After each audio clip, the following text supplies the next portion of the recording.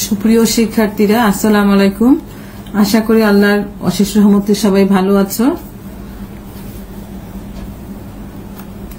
আমি শাহিনা বেগম, সহযোগী অধ্যাপক, ইসলাম ইতিহাস ও সংস্কৃতি বিভাগ, টঙ্গী সরকারি কলেজ।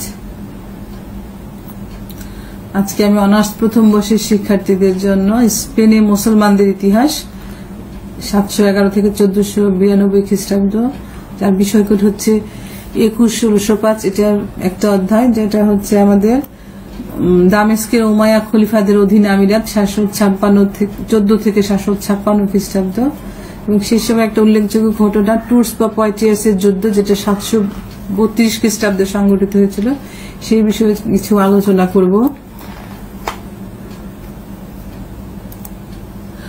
তোমরা স্পেনের ম্যাপ দেখতে পাচ্ছ, কারণ আমাদের ইতিহাসের সাথে ভূগোলের একটা সম্পর্ক আছে। আর যেহেতু আমরা আজকে রাজ্য বিজয় নিয়ে আলোচনা করব, টুর্সের যুদ্ধ নিয়ে, সেখানে ম্যাপ দেখলে তোমাদের জায়গাগুলো মনে থাকবে। তো স্পেন ইউরোপ মহাদেশ একটি অসম্ভব চমৎকার সুন্দর একটা দেশ, এবং এইটা প্রাচীনকালে আইবেরীয় উপদ্বীপ মুসলিম শাসনামলে আন্দালুসিয়া নামে পরিচিত ছিল। আরব উপদ্বীপের মতো স্পেন 3 দিকে জল এবং একদিকে স্থল রয়েছে। উত্তর পশ্চিমে আটলান্টিক মহাসাগর, দক্ষিণে ভূমধ্য সাগর, পূর্বে পিরেনেস পর্বতমালার বিশাল সারি। এটার যা ভৌগোলিক অবস্থানের কারণে মুসলমানদের পক্ষে উত্তর আফ্রিকা এবং জিব্রাল্টার প্রণালী অতিক্রম করে জয় করা সম্ভব হয়েছিল।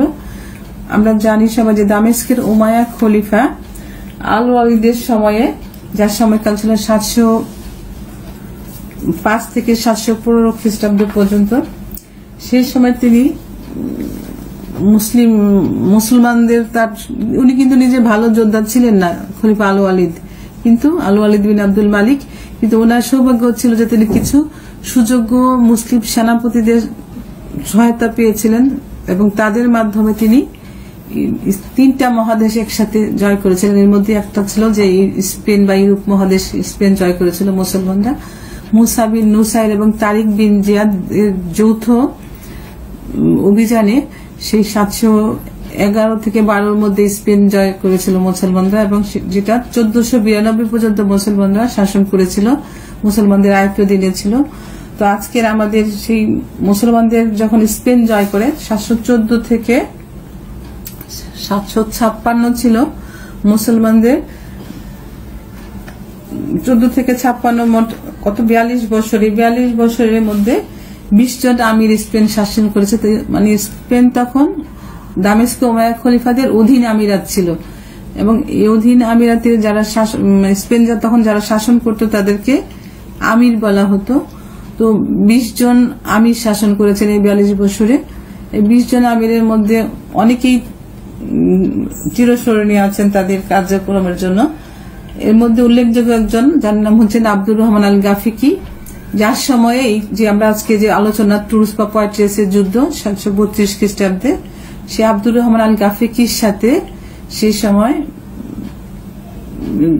ফ্রান্সের রাজা চার্লসের নেতৃত্বে ইউরোপের খ্রিস্টানদের মধ্যে 732 খ্রিস্টাব্দে টুর্স বা পয়েটিয়াসের মধ্যবর্তী স্থানে যুদ্ধ হয়েছিল। এই যুদ্ধে মুসলমানরা পরাজিত হয়েছিল। যুদ্ধের যে আমরা যুদ্ধ নিয়ে যেহেতু আলোচনা করছি, যুদ্ধের কিছু কারণ থাকে। তো এখানে যে কারণটা আমরা বুঝতে পারছি যে আব্দুর রহমান আল গাফিকি তার একটা নিজে একজন ভালো যোদ্ধা ছিলেন। উনি যখন 730 খ্রিস্টাব্দে দামেস্কের যে উমাইয়া খলিফা, শেষ প্রান্তিকে শ্রেষ্ঠ আরেকজন খলিফা, যার নাম ছিল হিশাম বিন আব্দুল মালিক, তার মাধ্যমে তিনি স্পেনের গভর্নর বা আমির হিসাবে নিয়োগ পেয়েছেন। উনি আমির হিসাবে নিয়োগ পাওয়ার পরে তার একটা ইচ্ছা ছিল যে তার যে পূর্বসূরি যে সমস্ত মুসলিম সেনাপতি ছিল, তারিক বিন জিয়াদ, মুসা বিন নুসাইর, তাদের মধ্যে উনি ফ্রান্স দখল করে তার মাধ্যমে সমগ্র ইউরোপ জয় করবেন। এবং সেই হিসাবে যখন তিনি ক্ষমতা লাভ করে, তার যে আভ্যন্তরীণ যে বিরোধ ছিল, যে যুদ্ধ ছিল, সেগুলোকে উনি দমন করে ফ্রান্সের দিকে অগ্রসর হয়েছিলেন। তিনি একজন সুদক্ষ সেনাপতি ছিলেন এবং তিনি ভালো প্রশাসকও ছিলেন। তিনি আভ্যন্তরীণ যে হিমারীয় মুদারীয় বিভিন্ন দ্বন্দ্ব তিনি সেগুলো বিরোধ মিটিয়ে তিনি ইউরোপ যে পরিকল্পনার অংশ হিসাবে ফ্রান্স দখলের চেষ্টা করেন। তখন ফ্রান্সের এবং স্পেনের সীমান্তে পাশাপাশি হয়, বারবার সীমান্ত সংঘাত শুরু হয়। স্পেনের মুসলিম গভর্নরদের নেতৃত্বে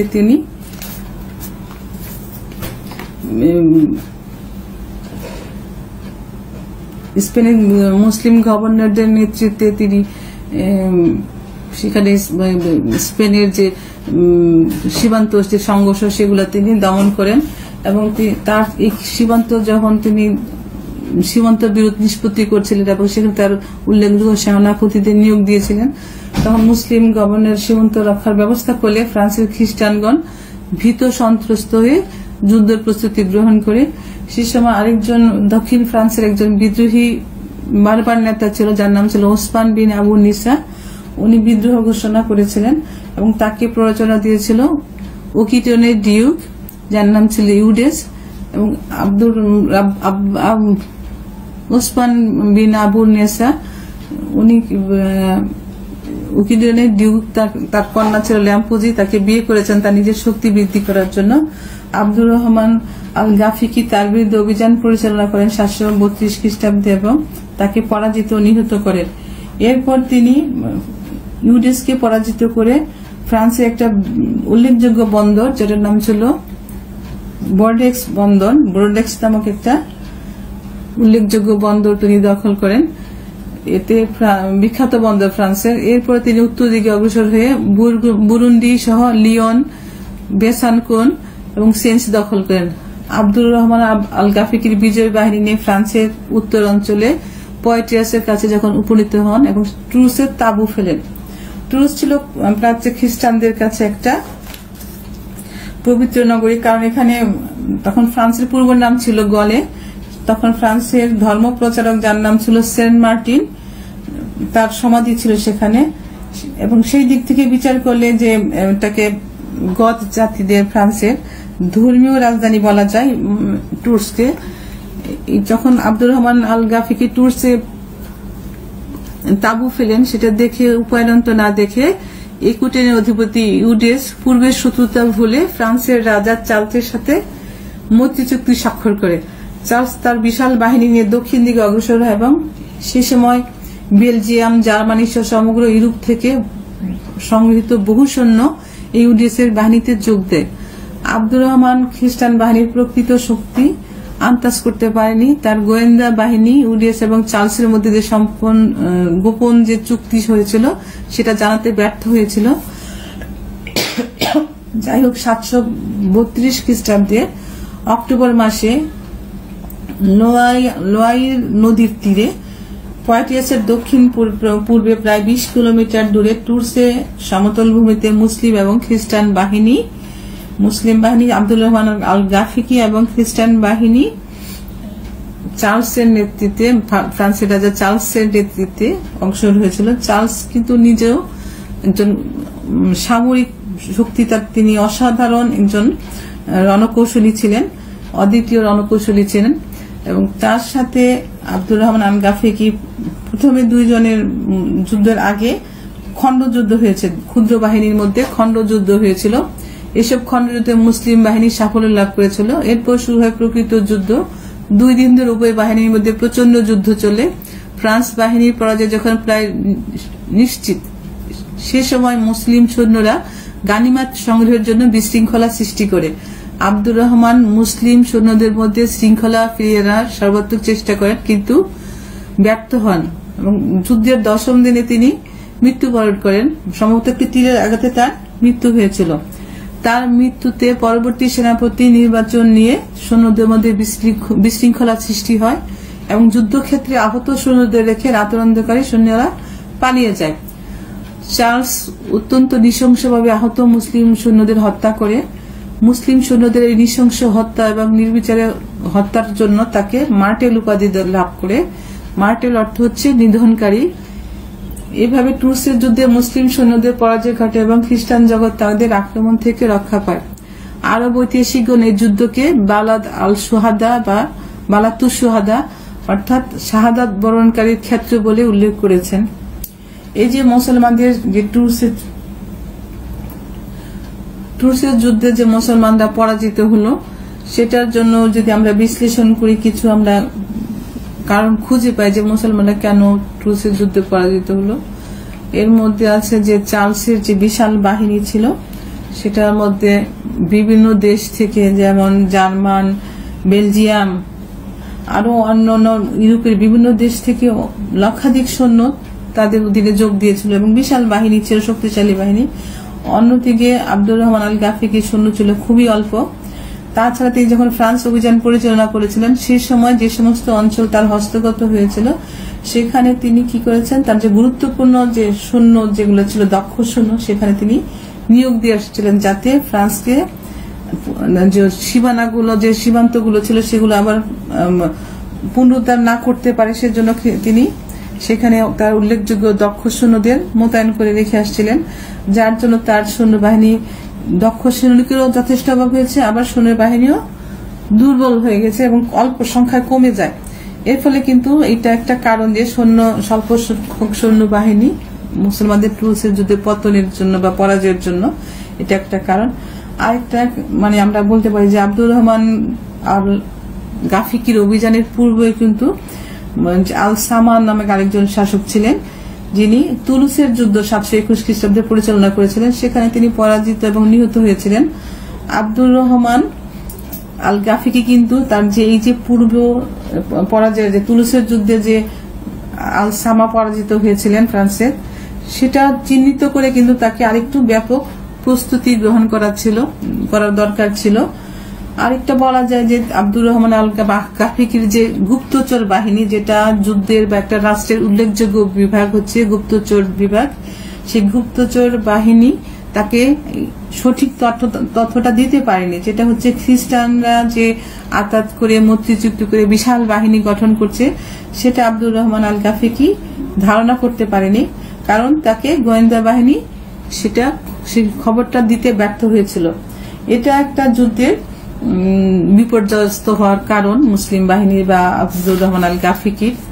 তারপর হচ্ছে যে অন্যান্য যে মুসলিম রাষ্ট্র যেগুলো আছে, যেমন দামেস্কো, সিরিয়া, মিশর, সে সমস্ত দেশ থেকে কোনো সামরিক সাহায্য আসেনি এবং স্পেন থেকে কোনো সৈন্য সংগ্রহ করা হয়নি। এর ফলে কিন্তু খুব কম সংখ্যক সৈন্য নিয়ে আব্দুর রহমান আল গাফিকি খ্রিস্টান বিশাল বাহিনীর মোকাবেলা করেছেন। এটাও তার পরাজয়ের একটা কারণ, যে বিভিন্ন দেশ থেকে সাহায্য না আসা। আরেকটা হচ্ছে যে গানিমাত লাভের আকাঙ্ক্ষা যেটা করি, বা সেনাপতির আদেশ অমান্য। এটা হচ্ছে একটা যুদ্ধে যদি সৈন্যরা সেনাপতির আদেশ অমান্য করে, তাহলে কিন্তু সেখানে বিশৃঙ্খলা দেখা দেয়।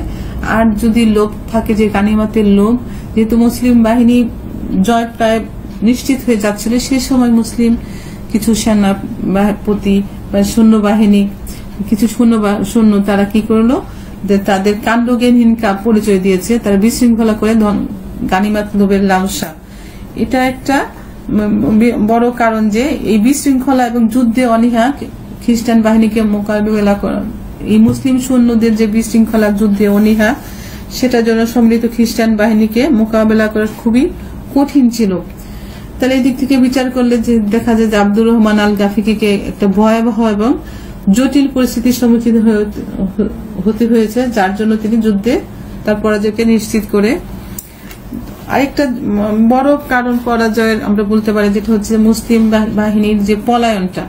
কারণ মুসলিম সেনাবাহিনী সেনাপতি নির্বাচন যখন আব্দুর রহমান আল গাফিকি মৃত্যুবরণ করেন যুদ্ধ করতে করতে, তখন কিন্তু সেনাপতি নির্বাচন নিয়ে তাদের নেতাদের মধ্যে মতবিরোধ দেখা দেয় এবং তারা কোনো সমস্যার সমাধান করতে না পেরে তারা কি করেছে, পালিয়ে যায়। যদি তারা পালিয়ে না যেত, যোগ্য নেতৃত্বে মুসলিম বাহিনী পরিচালিত হতো, তাহলে কিন্তু যুদ্ধের গতি হয়তো বা অন্যদিকে প্রবাহিত হতো। কিন্তু পরবর্তী নেতা নির্বাচন না করার কারণে তাদেরকে যথেষ্ট মূল্য দিতে হয়েছে, মুসলমানদের পরাজিত হতে হয়েছে। তো আমরা টুরসের যুদ্ধের যদি আমরা গুরুত্ব আলোচনা করি, যেটাকে টুরসের যুদ্ধ ইউরোপের ইতিহাসে একটি চরম নিষ্পত্তিকারী যুদ্ধ বলা হয়, ভাগ্য নির্ধারণকারী যুদ্ধ বলা হয়, কারণ এই যুদ্ধের উপরে ইউরোপের ভবিষ্যৎ নির্ভর করছিল। ইউরোপে কি মুসলিম ইউরোপে কি মুসলিম ইউরোপ পরিণত হবে নাকি সেটি খ্রিস্টানদের অধিকারে থাকবে, সেটা এই যুদ্ধের মাধ্যমে ফয়সালা হয়ে গিয়েছে। কারণ এটাকে এই যুদ্ধে যদি ইউরোপের ভাগ্য নির্ধারণের যুদ্ধ বলা হয়, এই জন্য যে মুসলমানরা যদি যুদ্ধে জয়লাভ করতো তাহলে সমগ্র ইউরোপ হয়তো মুসলমানদের দখলে থাকতো, ইসলামী শিক্ষা সংস্কৃতির বিকাশ ঘটত। কিন্তু যেহেতু এখানে মুসলমানরা পরাজিত হয়েছে, সেজন্য এখানে মানে ইসলামের যে মসজিদ থেকে যে মসজিদ যেখানে থাকতো সেখানে গির্জা হয়েছে, এবং বাইবেলের পরিবর্তে কোরআন পাঠের পরিবর্তে সেখানে বাইবেল পাঠ করা হচ্ছে। আরেকটা হচ্ছে যে মুসলমানদের পরাজয়ের ফলে পশ্চিম ইউরোপে খ্রিস্টানগণ এক মহা বিপদের হাত থেকে রক্ষা পায়। কারণ মুসলমানরা আমরা আগে দেখেছি তারিক বিন জিয়াদ বা মুসা বিন নিসার বা যে সমস্ত মুসলিম বড় বড় সেনাপতি আছেন, তারা কিন্তু অনেক বীর সেনাপতি ছিলেন, যারা একদম যুদ্ধটাকে জীবন বাজি রেখে তারা যুদ্ধ করতেন। কিন্তু এখানে দেখ মুসলমানদের পরাজয়ের ফলে এবং পশ্চিমা বিশ্ব বা ইউরোপের খ্রিস্টানরা তারা কিন্তু মুসলমানদেরকে তখন অনেক সভ্য করতো, অনেক ভয় পেত, যেহেতু বীর মুসলিম যোদ্ধারা খুব আন্তরিকভাবে বা একদম নিঃস্বার্থভাবে যুদ্ধ করতেন। এই মুসলমানদের যে তাদের যে একটা ভীতি ছিল, সেই ভীতি থেকে খ্রিস্টানরা মুসলমানদের যে ভয় পেত, সেটা থেকে তারা এই মহাবিপদ থেকে তারা রক্ষা পায় ইউরোপের পশ্চিম ইউরোপের খ্রিস্টানরা এই টুলুসের যুদ্ধের মুসলমানদের পরাজয়ের ফলে।